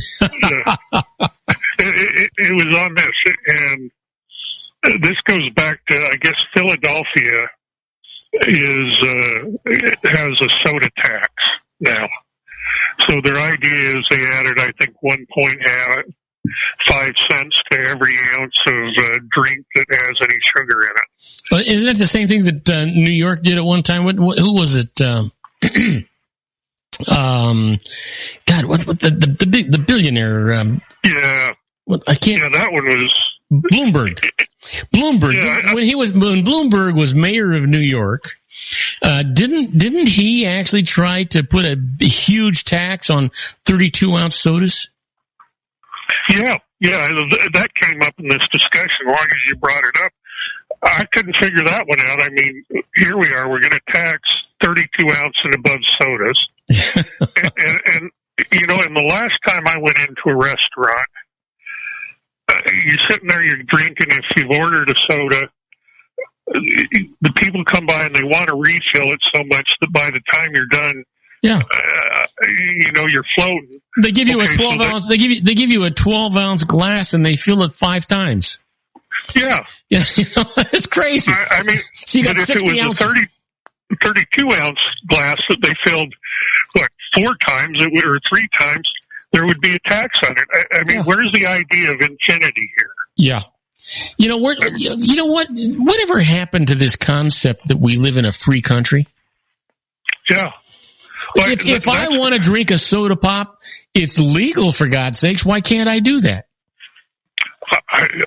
That's where this discussion went. I get in there and I'm talking to these guys about it, and I'm saying, hey, guys, don't you think rather than worrying about tax and soda pop, we ought to go around and Philadelphia has a infrastructure that's just falling apart all around us. So why aren't they focusing on these things instead of worrying about taxing soda pop? And then the down part was that they were losing hundreds of thousands of jobs in the soda industry, and there were people in soda in Philadelphia that were claiming they were going to have to do layoffs and all this other stuff. But where did government get into the position of telling us what to eat or drink as opposed to taking care of roads? Whatever happened to the government taking care of infrastructure and security, which is constitutionally their job, and letting competition handle business? Government needs to get their hands out of business. Stop, that's one of the things that Trump is doing. He put that new executive order in. For every business regulation that is submitted to have to be taken off the books. That makes a lot of sense. Right now, we have so much restraint against businesses that it's ridiculous. How can you say you believe in free trade if you're going to tax the businesses that are trying to make money so that they can employ more people and make profits? Yeah. This makes no sense. And in this discussion, there were a couple people on the other side saying, well, we got to solve child diabetes, and we got to solve obese kids. And I think those are laudable goals. Sure. But can you draw any correlation between taxing soda and the kids being less obese? I think all you're doing there is raising money for government to go piss away on the... Exactly. No, that's okay. That's exactly right. All you're doing is putting more money into the government's coffers because they've already proven to us how prudently they can spend our money, haven't they? Yeah. I just... you can tell me and the people we were having a discussion with, about 80% were where you and I were, and then the others were on the other side saying, we got to do something, and we trust government to tell us what to do. And I'm thinking, okay. Are you kidding? You need to look them right in the eye and say, okay, you know what? It's unfortunately, and it's just part of life. About 80% of what you derive comes from 20% of the people. In this particular case, you're 20%. You're the 20% that is against everything. What are you actually doing to make life better for the citizens of this country? What are you actually doing other than to put restraints and handcuffs on everybody? Yeah. And I even got this one comment out of somebody in there. It was, the theory was that by legislating or forcing people to behave in a certain way that we would do much better, and other countries would quit beating us all over the place. And this was in my response to, that we ought to have some basic freedoms, including the ability to decide what we eat. Yeah. So the theory being government can do this. And, didn't we try that? Wasn't it called communism? Yes. And you know what? So you might want to go out and have a nice salad for lunch, but I want a hamburger, for Pete's sake, and I want it with cheese and grilled onions and tomatoes and lettuce and beef. Lots of beef, and I have a right to eat whatever I want. Whatever I want to put into this tabernacle that I call my body, I have a right to put it in there. Yeah. And see, that's my feeling exactly. And I don't think government should be telling us what to eat. Now, I understand government having some standards on the food, like, hey, we're not going to have, food that's unhealthy, not been cleansed, or that has all the bug spray on it or whatever they're putting on them nowadays. Yeah, that's an appropriate place to regulate. But Yeah, I think we need to have standards. You're absolutely right. But, we are a progressive country, and we should be a progressive world, and we don't want people to eat things that are going to harm them because they have parasites or something on them. But on the other hand, I mean, there's things in other countries that people eat that are actually quite nutritious for them that you and I would, we would choke. Matter of fact, they would choke a billy goat in the United States, for God's sakes.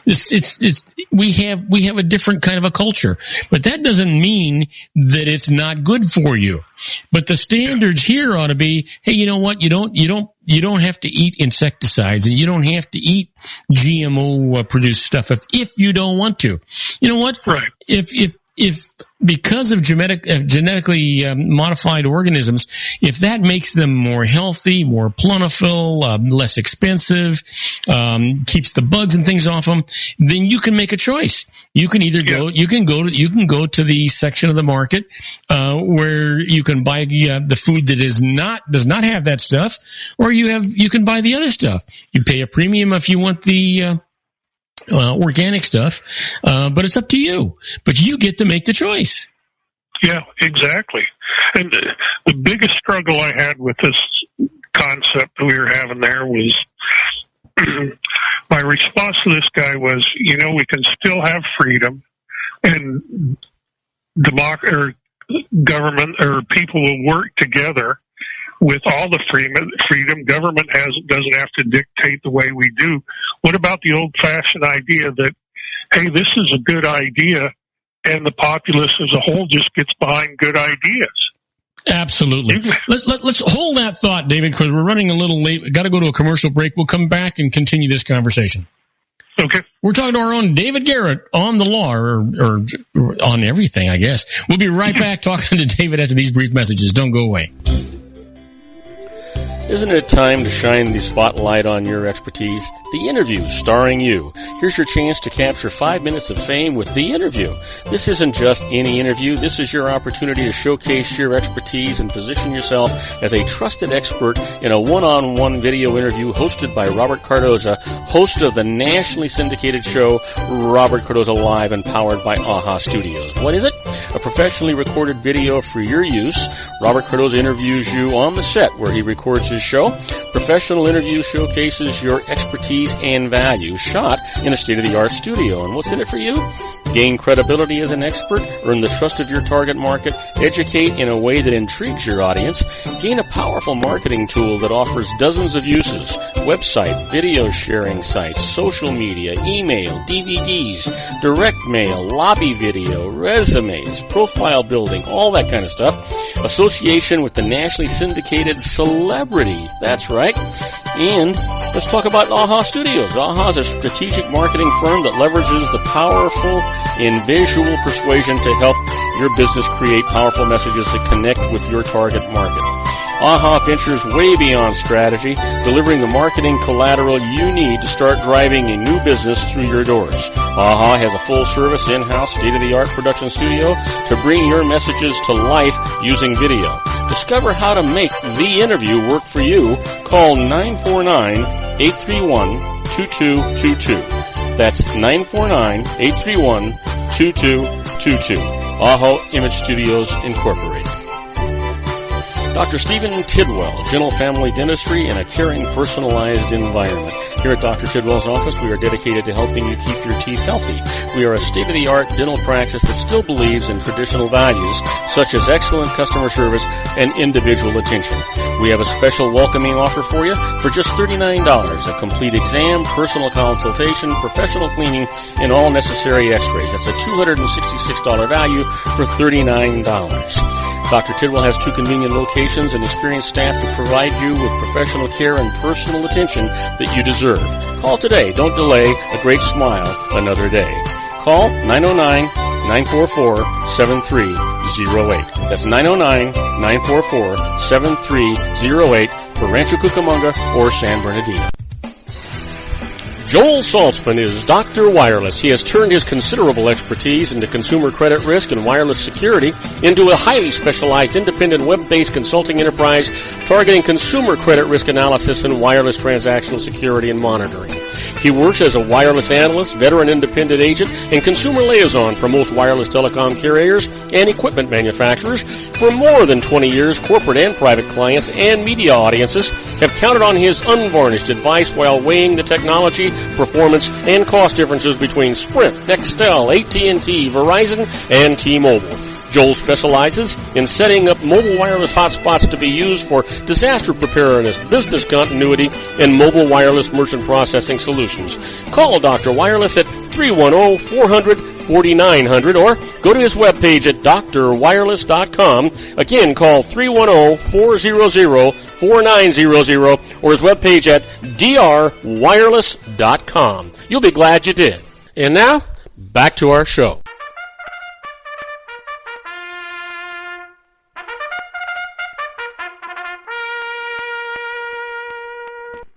And I am Robert Cardoza. You're listening to Robert Cardoza live on the street at the intersection of business and politics. You know, the temperature seems to be stuck here. It's at 78 degrees here in the heart of the Inland Empire in sunny Southern California. It's down from 85 degrees. It's on its way down to 49 degrees. But if you're listening to us on our globally syndicated network and you're in Sydney, Australia, well, it's 75 degrees and it's mostly cloudy. And if you're in Auckland, New Zealand, it's 73 degrees and it's overcast. And I want to thank you folks for listening to us. Right now, we're talking to our own David Garrett on the law. Hey, David, you still sitting out there? Yeah, you got me here. Good. You know what? It just seems to me that you and I were raised in a world that made a lot more sense. There were a lot more freedoms. We weren't worried about walking around at night or daytime or anything else. You know, if you were in school, you might have gotten into a fight. All you wanted to do was win the fight. You didn't want to kill the guy. Most of the time, you wound up really good friends afterwards. There was always good competition to everything, including in business, and not everything was questioned, and we had freedoms to do anything we chose, whether it be on a commercial basis or a personal basis. I mean, certainly there were laws out there, but it seems that we have more laws today than ever before, and it just seems that this is not as friendly a world as I was raised in. Oh, I would agree with that 100%. It's just different. I just don't understand it.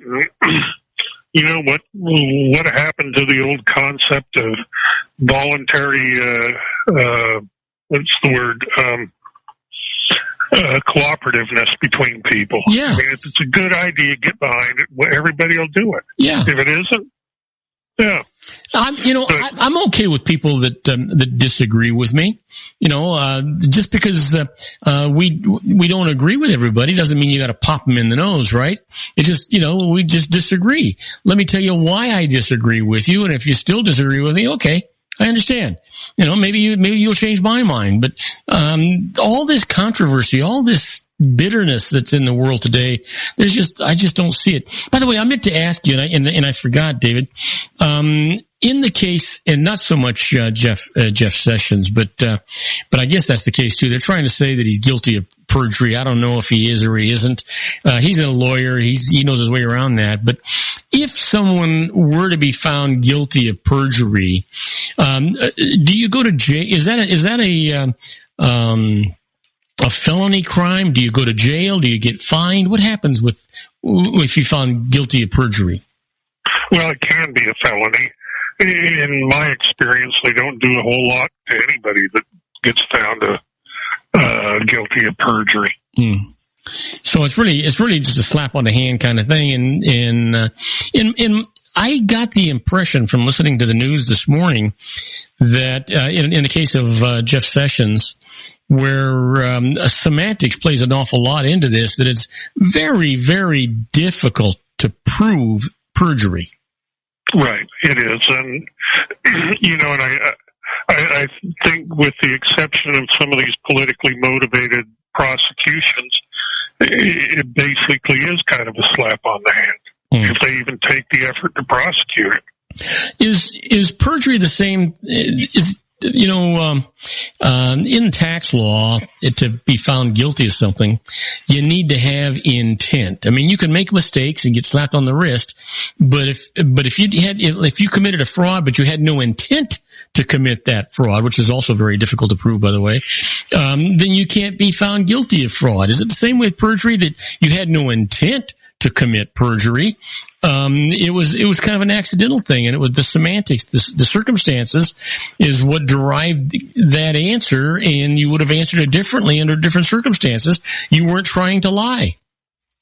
Well, yeah, that's kind of imposed. Let me give you a general definition of perjury. It's the offense of willfully telling an untruth after having taken an oath or affirmation. So you promise to tell the truth, and then you willfully, deliberately go out and just make something up, just tell a lie. So going back to Jeff Sessions, even if he's a senator of the United States, he's supposed to have meetings. And when they asked him if part of the campaign he's having these conversations, the truth is that during the campaign he was still a United States senator. He was still doing the job of the people he represented, and he might have been saying, no, I never met with a Russian for the campaign, but yeah, I did meet with Russians for other business for our country. Right, and that would seem to preclude perjury. Yeah, that's what I'm thinking. Yeah, I don't know that that's the case. I'm just making up a scenario there because I'm just tired of all these accusations going back and forth and all the stuff that's going on. It's just like a never-ending. These guys are yo-yo champs. The yo-yo never stops swinging. Nobody can say anything without somebody arguing about it down there. I mean, they could probably say I went to the bathroom and somebody would argue with. Yeah. Hey, I saw, was it you I had this conversation with or someone else? That there's a big issue going on now with regard to, minor transgenders and these people that are not yet adults, and their parents are supporting them with transgender operations and procedures and things. And I forget where it's at, David, but somebody's trying to say that it's tantamount to child abuse because they're not adults making their own decisions. Have you heard anything about that? I haven't heard anything about that, but I can see that being a very big issue. To be honest with you,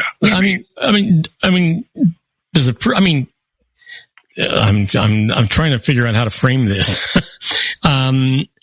If you're a minor, can't you just wait till you're 18 to make this decision on your own? Do you really need to do this before you're an adult? Could your life be that miserable? Could it be a real mistake to haphazardly make this decision and then down the road find out, God, I've made a horrible decision here? Oh yeah. And if the parents are supporting that child and when I say child,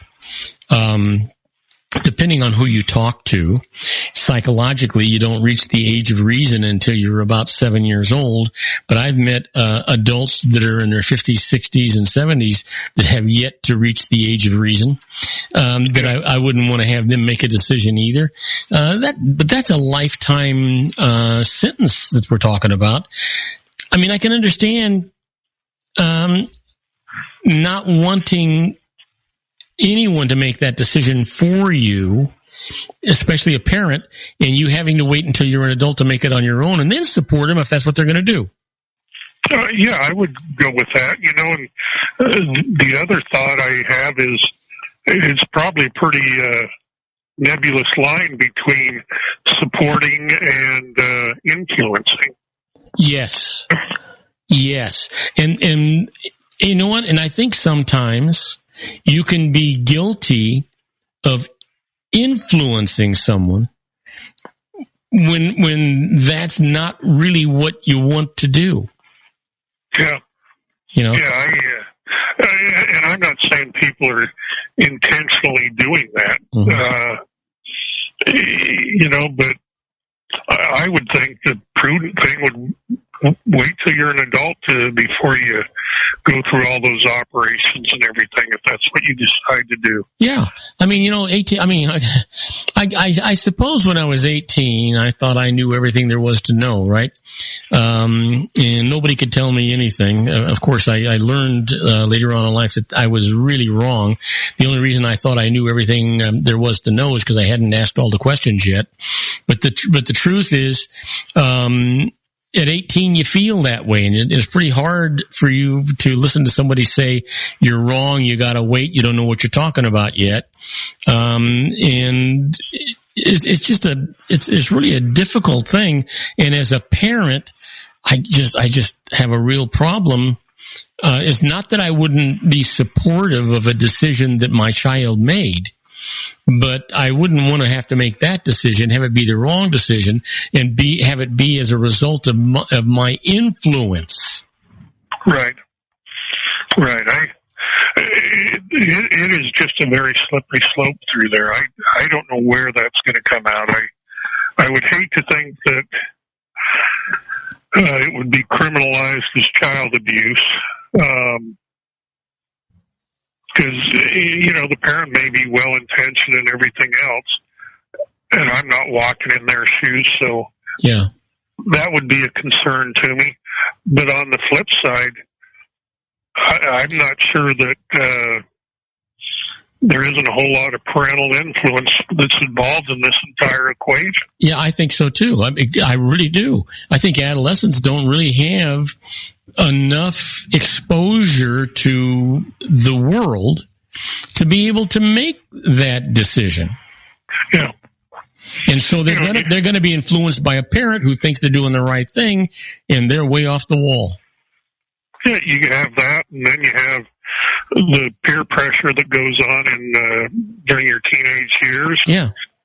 You don't know if the individual's making it because that's really what they want to do, or if it's just a passing fancy and they've got everybody, quote, supporting, but the supporting may be actually influencing. Yes. Yeah.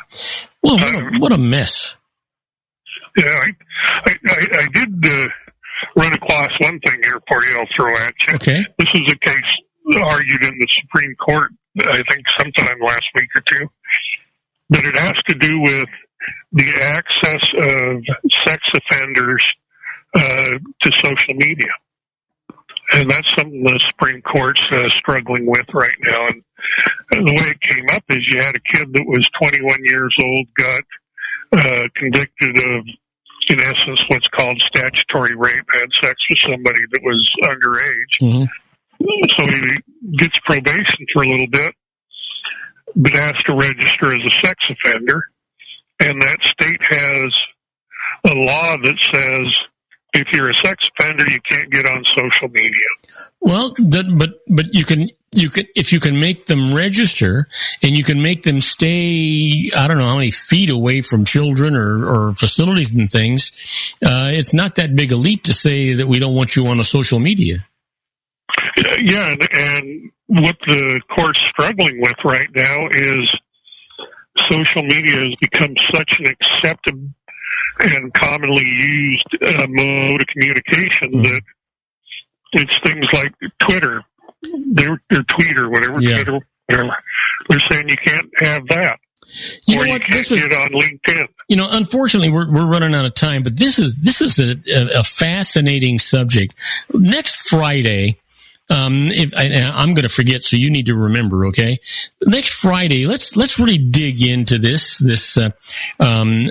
social media and these kind of restrictions. I think this would be a great conversation to have for the whole show.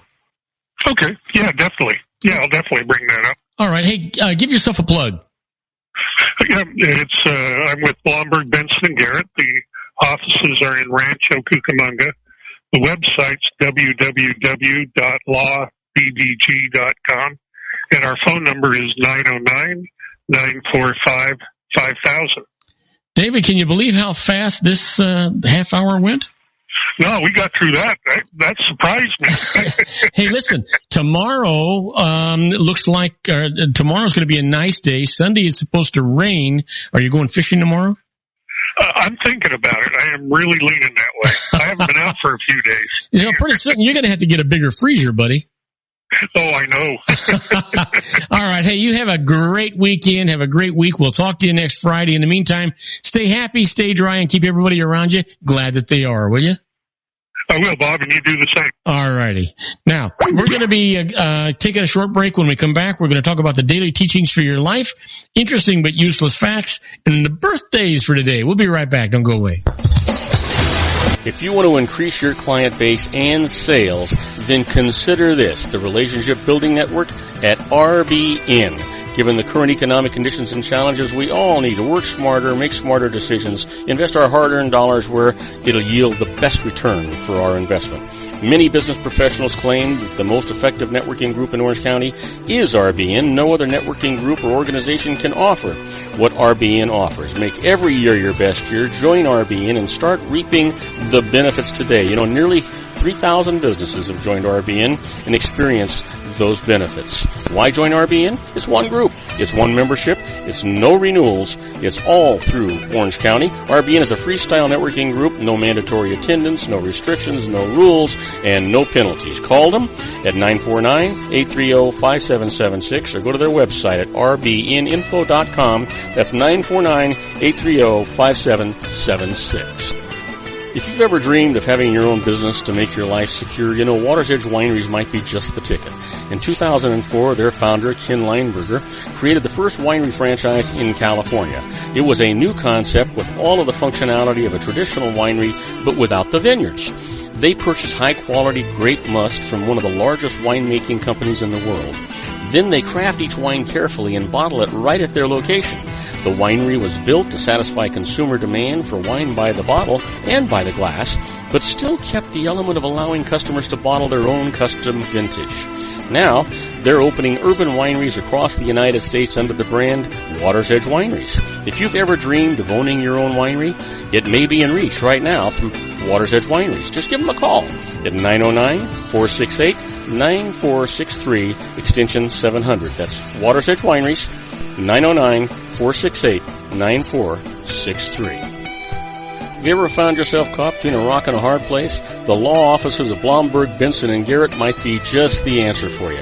The attorneys of Blomberg, Benson, and Garrett have been serving the Inland Empire since 1989. They're dedicated to the aggressive litigation of civil, criminal, and real estate matters. Over the years, they have recovered tens of millions of dollars for their clients. The firm's practice specializes in litigation of personal injury, accident, slip and fall, real estate, and criminal law cases. The firm provides clients with the care, accuracy, and dedication of experienced attorneys. Blomberg, Benson, and Garrett is located at 10300 4th Street, Suite 150 in Rancho Cucamonga, California.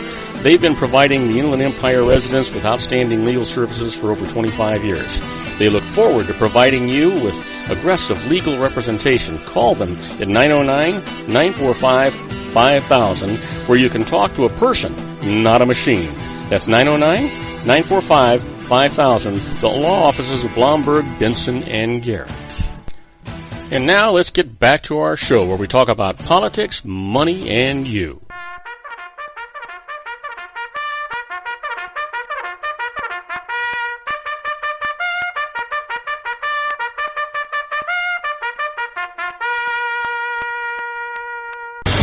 And I am Robert Cardoza. You're listening to Robert Cardoza live on the street at the intersection of business and politics. We're at 4:41 p.m. Pacific time. Currently, hey, it's starting to go down 77 degrees here in the heart of the Inland Empire in sunny Southern California. You know what? If you're listening to us on our globally syndicated network and you're in Lisbon, Portugal, it's 48 degrees and it's raining. And if you're in Wichita, Kansas, it's 64 degrees and it's clear. But you know what? Right now, we've got more important things to talk about. It's time for us to talk about the secret daily teaching for your life. It's all about a positive mental attitude. You know what? I talk about it over and over and over and over and over again. One of these days, you're going to believe me, and you're going to find your life just turn around. It'll be fantastic. You decide if you're going to be rich or poor, happy or sad, if you're going to be a success or a failure. You know, probably even sick or healthy.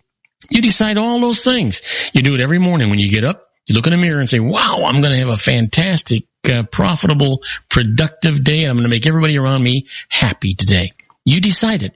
If you do that, it really can happen. You know, our lesson for today is we may not even realize what our innermost thoughts are, but we can see what we have been thinking on every subject just by looking at what is manifested in our lives. The good news is what has been done can be undone. What has been created can be recreated. The method is simple. Consciously think and speak about what we want. We will receive confirmation through our feelings that are on track because we feel good. That's exactly what it is. You decide if you're going to be happy, sad, a success, or a failure. What do you want? Just makes sense, doesn't it? Sure. Well, you know what today is? It is March the 3rd, and it is somebody's birthday.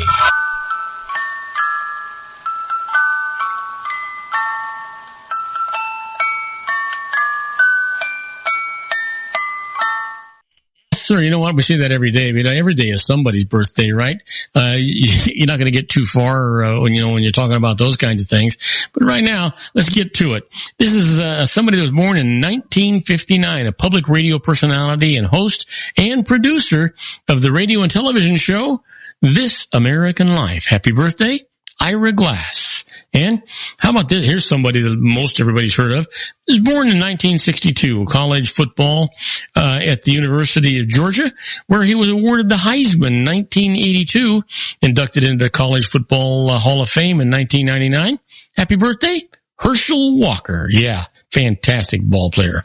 And then finally, born in 1982, actress and former model who has appeared in several Hollywood films. Happy birthday, Jessica Biel. Pretty young lady. Yeah. Well, every day we tell you what happened in history. We're going to do the same thing today. So sit down, get comfortable in your favorite chair, and let me tell you what happened on March the 3rd, 1931. Well, the United States officially adopts the Star-Spangled Banner as its national anthem. Wouldn't you have thought that happened a long time before that, like in the 1700s, like 1776? But it wasn't until 1931. Can you imagine? And on this date, in 1938, oil is discovered in Saudi Arabia. Wow. Not only discovered, just bathed in it. And on this date, in 1991, an amateur video captures the beating of Rodney King by Los Angeles police officers. Yeah, can you imagine? And then finally, let me leave you. On March 3rd, 2005, Steve Fawcett becomes the very first person to fly an airplane around the world solo without any stops and without refueling. Wow. Can you imagine that? I actually had the privilege of meeting Steve many years ago. That was quite a task. Quite an accomplishment. Well, our quote for today comes from E.L. Koenigsberg. He says, happiness is excitement that has found a settling down place, but there is always a little corner that keeps flapping around. Yeah, isn't that the truth? Absolutely. Well, man, we're running pretty fast here today. We got some time. Let's do some interesting but useless facts. We got plenty of them. Let's do them. You know what? Your fingernail has the exact same ingredients as fly poop. Give that some thought. Did you know the mosquitoes dislike citronella because it irritates their feet? Go figure. And honeybees have a type of hair on their eyes. That's interesting. Didn't know that. There's one for you. The sense of touch. Electrical impulses travel from the skin toward the spinal cord at a rate of up to 425 feet per second. Wow. Can you imagine? You feel it in your fingertips. You feel it in your toes. But you recognize it in your brain. That's where it's got to go. Yeah. Hey, how about this? Did you know that February 17th, 1930 was the very first flight by a cow in an airplane? The milk that was produced by the cow during the flight was put into containers and parachuted over the city of St. Louis, Missouri. Wow. I didn't know that. I don't know why that's important. I could ask a lot of questions about it, but what the heck. Try this on for size. You know that Henry Wadsworth Longfellow, who made John and Priscilla Alden famous in his poem, The Courtship of Miles Standish, was related to both these actual historical personages? Huh. Interesting. We all draw on our own life experiences, don't we? Here's one. A Russian man who wore a beard during the time of Peter the Great had to pay a special tax for having that beard. Do you know that an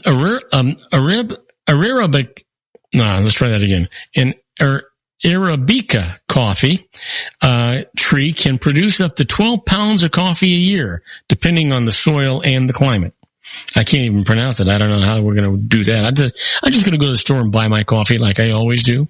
I think that's the way to do it. How about this? Did you know that the color of a chili pepper is no indication of its heat? Usually, the smaller, the hotter. Take that one to the bank. Well, let me leave you with this. There are 4 cars and 11 light posts on the back of a $10 bill. All right, go searching, take a look, see if we're right. In the meantime, we're going to take a short break, and when we come back, we're going to do our tribute to the late, great Paul Harvey and the rest of the story. In today's story, Abe Lincoln's story. Yeah, and I'll tell you all about it right after these brief messages. Don't go away, folks. Isn't it time to shine the spotlight on your expertise? The Interview, starring you. Here's your chance to capture 5 minutes of fame with The Interview. This isn't just any interview. This is your opportunity to showcase your expertise and position yourself as a trusted expert in a one-on-one video interview hosted by Robert Cardoza, host of the nationally syndicated show Robert Cardoza Live and powered by AHA Studios. What is it? A professionally recorded video for your use. Robert Cardoza interviews you on the set where he records his show. Professional interview showcases your expertise and value, shot in a state-of-the-art studio. And what's in it for you? Gain credibility as an expert, earn the trust of your target market, educate in a way that intrigues your audience, gain a powerful marketing tool that offers dozens of uses, website, video sharing sites, social media, email, DVDs, direct mail, lobby video, resumes, profile building, all that kind of stuff. Association with the nationally syndicated celebrity. That's right.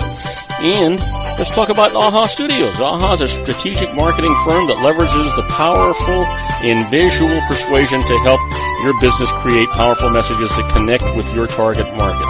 AHA ventures way beyond strategy, delivering the marketing collateral you need to start driving a new business through your doors. AHA has a full-service, in-house, state-of-the-art production studio to bring your messages to life using video. Discover how to make The Interview work for you. Call 949-831-2222.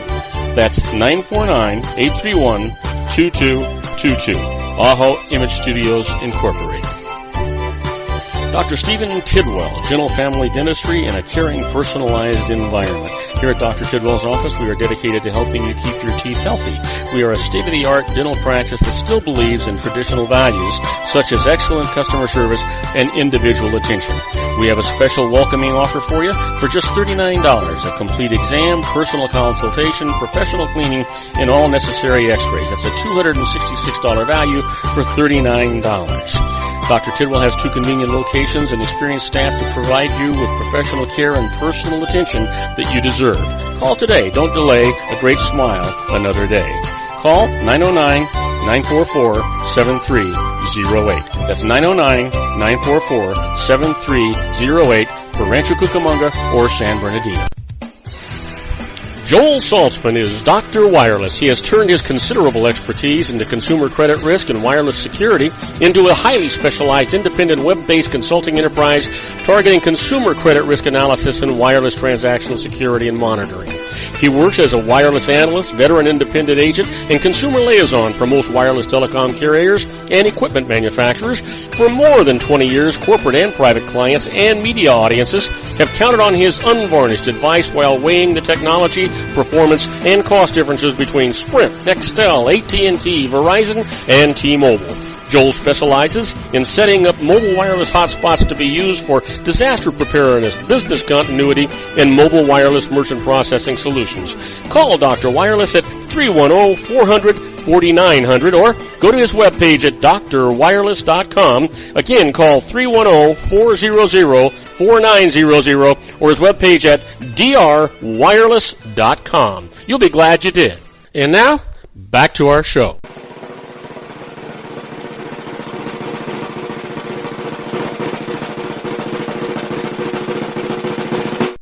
And I am Robert Cardoza. You're listening to Robert Cardoza live on the street at the intersection of business and politics. And at 4:53 p.m. Pacific time, it's currently 77 degrees here in the heart of the Inland Empire in sunny Southern California. If you're listening to us in Cleveland, Ohio, 28 degrees and overcast. And if it's Flagstaff, Arizona, 48 degrees and clear. But right now, it's time for us to do our tribute to the late, great Paul Harvey and the rest of the story.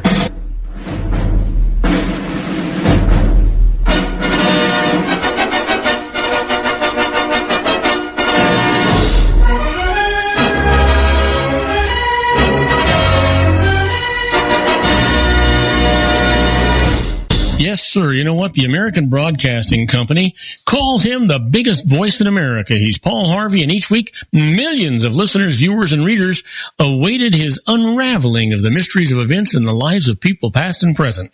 Heard on over 1,400 radio stations, seen on 110 television stations, and read in 300 newspapers. The rest of the story has for years been exploring the byways of history with revelations that are intriguing, amusing, and surprising. Well, today's story, the Abe Lincoln story. Now, you thought that you had heard all the Abe Lincoln stories. It is unlikely that you have read this one. When Abraham Lincoln was living in Washington County, he was captured by the Indians. Now, he was working a farm there, and the Indians, angered by the fact that Abe was encroaching on their territory, captured him, made him run between two rows of braves. As Abe ran, the braves beat him with sticks, a humiliation known as running the gauntlet. Of course, you know that Abe survived. You know that he was assassinated many years later. But when he escaped from the Indian camp, he fled to Rockingham County, perhaps because he was genuinely repentant for having settled on Indian land, or perhaps because he was just plain frightened. You know, at any rate, a year or two went by. The nightmare of his experience in Washington County continued to haunt him, to eat away at him, as a matter of fact. The more he thought about it, the more certain he became. The land that he had abandoned was his home, and it had been cowardly to run away. So Abe made up his mind once and for all he would return to Washington County, to that little farm that he had left. He would claim it once again, and this time he would not forsake it. Now, 4 years passed. He split rails and planted crops and harvested them. 4 years, no trouble with the Indians. And then one day, Abe was clearing a patch of forest to open a new field. At the top of its arc, the axe blade gleamed in the brilliant sunlight. The air was clean and fresh, laden with the pleasant aroma of green wood and wildflowers and freedom. No more would he awake at night, fearing the wrath of the Indians. No more would he be consumed in self-doubt. Abe had finally stood up for what he believed. This land was his now. No one was going to take it away from him. But each time Abe's axe chunked into a side of the tree, it obscured another sound. One footstep, followed by another, and another. 100 yards away, drawing closer, a lone Indian brave. Camouflaged in forest-colored buckskin, the Indian crept up carrying a long-barreled firearm of the white man. He had been sent on his mission by his tribe to journey to the Lincoln farm and to kill Abe Lincoln. Abe continued to chop the tree. Stealthily, the brave made his way through the forest, treading on the switches of grass, avoiding the dry twigs which might alert his prey. A sudden rustle in the treetops, a squirrel jumping from one limb to another. Abe glanced up, then back to his work. As Abe raised his axe again, the blade glistened once more. The Indian lowered the barrel of his gun, took aim, and fired. Abe Lincoln felt the sting of the bullet in his back and fell to the ground. He looked up just in time to see an Indian brave disappear into the forest. Only a moment of consciousness was left, and within minutes, Abe Lincoln was dead. Abraham Lincoln was dead, and from a nearby clearing, his 8-year-old son, Thomas, had seen it all. When Thomas grew up, he named his son after his father, and Thomas's son, also named Abraham Lincoln, became the 16th president of the United States. President Abraham Lincoln and his grandfather both had sons named Thomas. Both had wives named Mary, and both were felled by an assassin's bullet. And now you know the rest of the story. Well, on my next show, Jon Matthews and I are going to talk about the conservative politics once again. And John Hanson will be here. John and I will be talking about food and wine and who knows what else. I'm going to continue our tribute to the late, great Paul Harvey and the rest of the story. On the next show, the story is going to be the cabinet in the nursery. You're not going to want to miss that. You know, I'm going to ask you to tell all your friends about our show here on the RLC Broadcasting Network. They'll be glad you did. You'll be glad you did. And you know what? I'll really be glad you did. That's our show for today. Beginning today, treat everyone you meet as if they were going to be dead by midnight. Extend them all the care, kindness, and understanding that you can muster. Your life will never be the same again. So many of our dreams at first seem impossible, then they seem improbable, and then when we summon the will, they soon become inevitable. You know, the real secret of happiness is to make others believe that they're the cause of it. Robert Cardoza Live is brought to you by blogtalkradio.com every Monday through Friday from 4 p.m. to 6 p.m. Pacific Time. Now, go out and make it a great day. Your host has been Robert Cardoza, the technical advisor, Matchstick Digital, and your executive producer, also Robert Cardoza.